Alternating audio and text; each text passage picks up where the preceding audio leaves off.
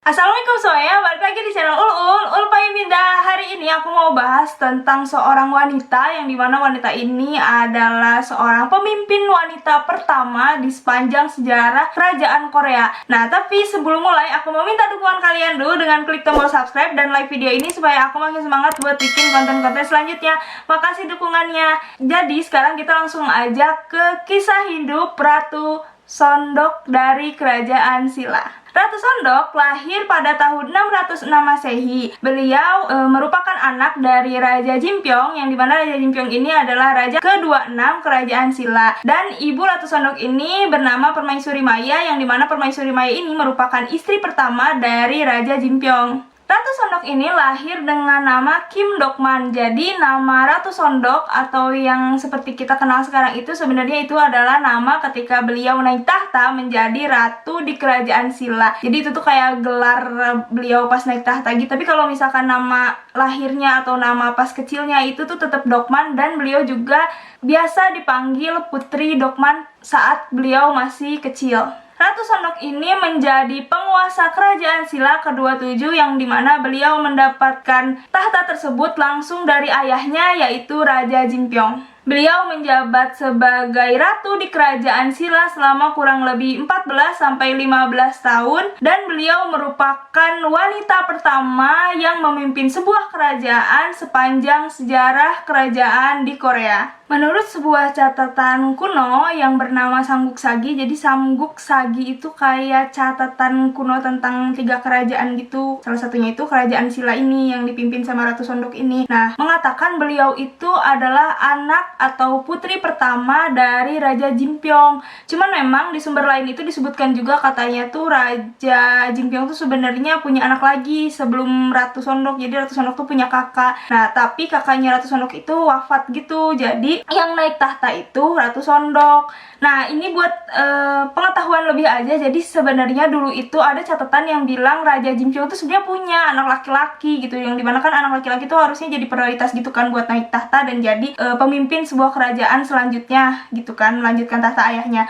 Tapi si anak ini tuh anak selir. Nah, si selir ini dulu tuh punya masalah gitu sama permaisuri keduanya Raja Jimpyong, yang dimana mengakibatkan selir ini tuh dicoret gitu dan dipecat jadi selir, terus keluar kan dari kerajaan. Nah, si anaknya kena dampaknya, jadi si anaknya tuh dicoret juga dari daftar pewaris tahta, karena dulu itu pertimbangan buat jadi raja atau penurus tahta di Kerajaan Silla itu bukan dari cewek sama cowoknya itu, tapi lebih ke dia keturunan murni atau bukan gitu loh.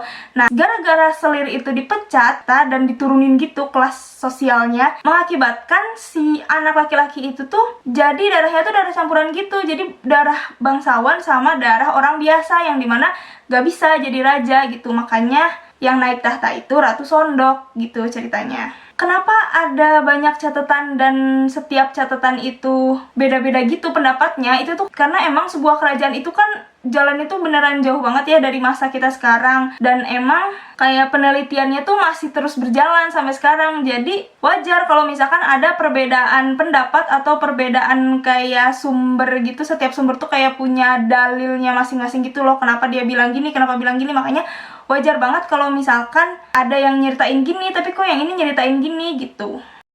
Ratu Sondok ini naik tahta sebagai ratu atau pemimpin Kerajaan Silla pada tahun 632 sampai 647 Masehi, yang dimana beliau naik tahta setelah ayahnya yaitu Raja Jimpyong wafat, dan Raja Jimpyong langsung yang memilih Ratu Sondok ini sebagai penerusnya.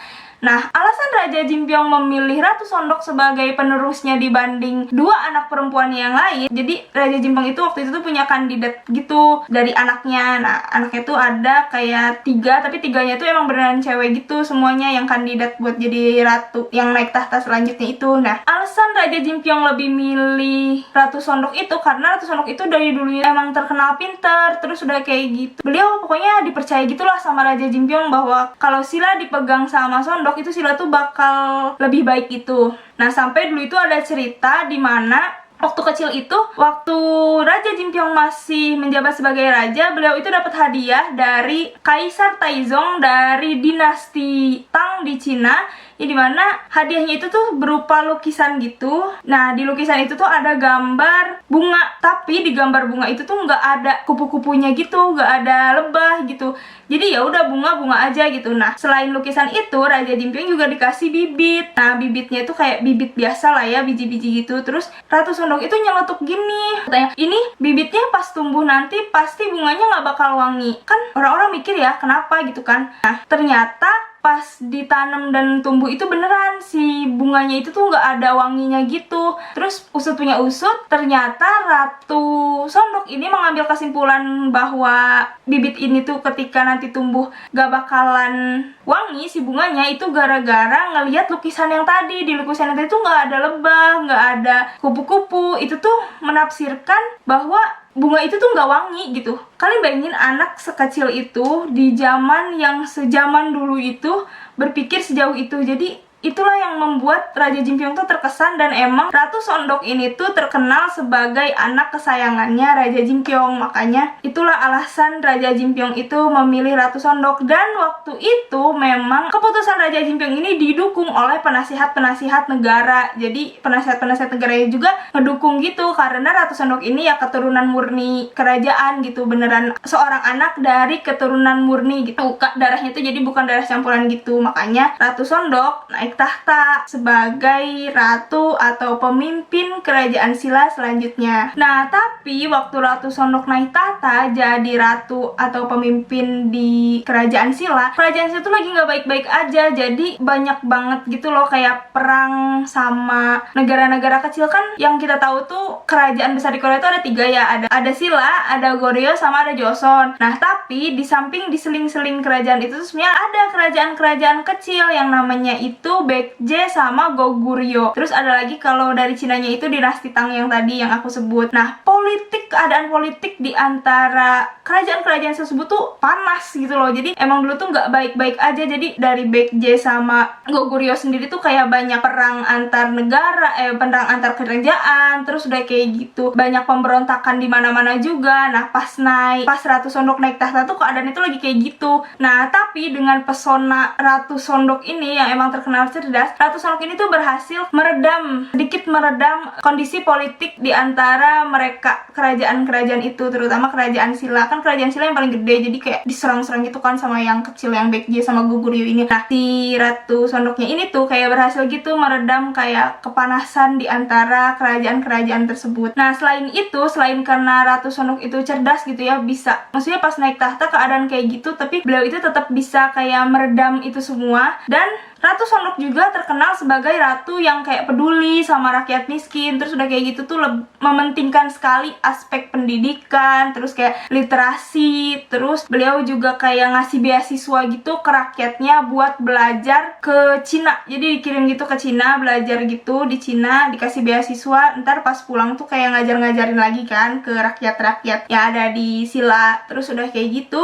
beliau juga terkenal tertarik dengan aliran Buddha. Dan memang pada saat Ratu Sondok ini menjabat sebagai ratu, aliran Buddha Zen ini mulai populer gitu di kalangan kerajaan Silla. Nah, selain kayak meredam pemberontakan sama perang-perang dari Baekje sama Goguryeo juga, nah Ratu Sondok ini juga berhasil mengambil keuntungan yang besar, di mana pada saat itu beliau berhasil menjalin hubungan baik dengan dinasti Tang dari Cina. Ini mana kan tadi aku bilang yang berseteru tuh kayak ada 4 gitu kan, Silla, maksudnya bukan berseteru kayak politiknya tuh panas tuh di antara Silla, Goguryeo, Baekje sama dinasti Tang. Nah, dinasti Tang sama Silla ini tuh sama-sama kerajaan kayak besar gitu. Nah, Ratu Sondok ini tuh berhasil ngambil kayak hati pemimpin dinasti Tang pada saat itu, yang dimana itu tuh merupakan keuntungan besar banget buat Silla. Dimana Silla itu kan pasti nanti kalau misalkan Baekje sama Goguryeo nyerang lagi atau apalagi kan Silla jadi punya sekutu gitu kan. Nah, kan tadi aku bilang ya Ratu Sondok ini tuh tertarik gitu kan sama ajaran Buddha, dan dimana ajaran Buddha ini tuh juga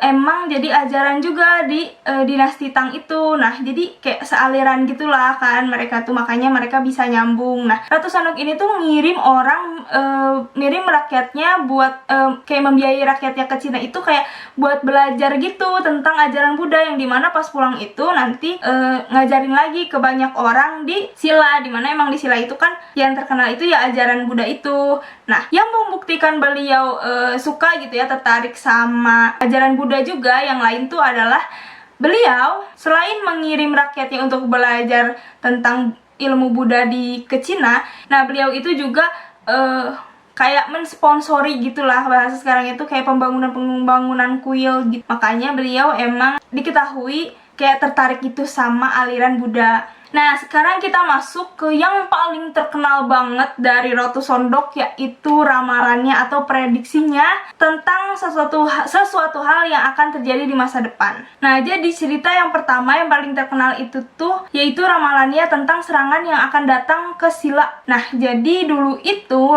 ceritanya Ratu Sondok itu tuh pernah dengar suara kodok gitu di musim dingin, dan pas dilihat tuh kodoknya tuh kodok putih. Nah, beliau menafsirkan bahwa suara-suara kodok itu tuh adalah sebuah serangan yang akan datang ke Silla. Terus udah kayak gitu, beliau langsung kayak ngumpulin orang-orang kerajaan gitu buat kayak kirim prajurit buat ngecek gitu, ada gak, bakal ada serangan gak gitu kan. Tapi waktu itu peneliti kayak perang gitu yang kayak suka ngelihat bakalan ada perang atau enggak tuh bilang katanya, enggak, ini tuh lagi aman-aman aja gitu, kerajaan tuh lagi aman-aman aja, nggak ada serangan, nggak bakal ada serangan dari kerajaan lain gitu. Emang waktu itu suasananya lagi damai-damai aja gitu.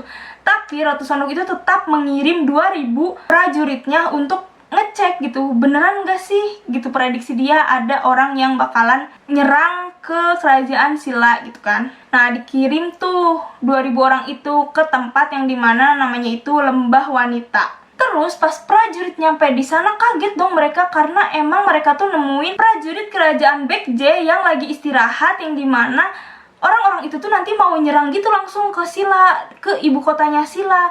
Dan karena mereka kan lagi istirahat nih, terus langsung nih yang ketahuan kan sama yang orang-orang Silla yang 2000 itu, terus langsung ditangkap sama orang-orang yang Silla, terus langsung kan diamanin. Dan berkat itu ibu kota Silla aman dari serangan Baekje pada saat itu. Terus orang-orang kan pada kaget, ya ini ratu tahu dari mana gitu kan bakalan ada serangan, sedangkan keadaan kerajaan tuh emang lagi baik-baik aja waktu itu tuh, kayak nggak ada gerak-gerik sama sekali. Terus si Ratu Sondoknya ini tuh ngejelasin bahwa iya, aku menafsirkan suara-suara katak putih itu tuh sebagai suara-suara prajurit yang marah gitu loh. Sedangkan warna putih dari si katak sendiri itu tuh menafsirkan kalau serangan itu tuh bakal datang dari barat, yang dimana Lembah Wanita itu tuh letaknya tuh di barat gitu. Jadi emang dikaitin gitu kan sama si ratunya. Terus orang-orang tuh kayak wah gitu kan. Yang kedua adalah ramalan tentang waktu dimana beliau itu menghembuskan napas terakhirnya. Jadi waktu itu tuh Ratu Sondok ini tuh bilang katanya, aku bakal meninggal pada hari, jam, pokoknya menit, detik, semuanya tuh sama